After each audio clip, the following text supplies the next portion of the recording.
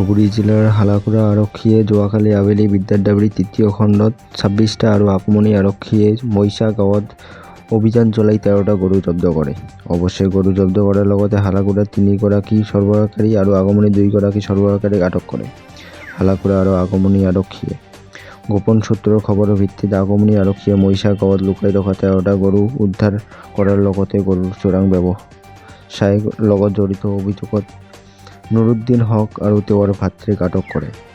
তেনেদৰে হালাকুৰা আৰক্ষীয়ে গোলকগঞ্জ থানাৰ আৰক্ষী বিষয়া দেৱজিৎ কলিতা আৰু হালাকুৰা আৰক্ষী চকীৰ আৰক্ষী বিষয়া অৰূপজ্যোতি ৰায়ৰ নেতৃত্বত বিদ্যাদাবৰী গাঁৱত লুকাই ৰখা 26টা গৰু উদ্ধাৰ কৰাৰ লগতে গাঁওখনৰ নুৰ হুছেইন, শ্বাহজাহান আলী আৰু মোজাম্মেল হকক আটক কৰে।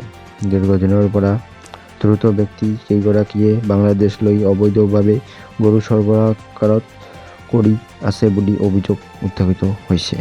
News desk report, round 365।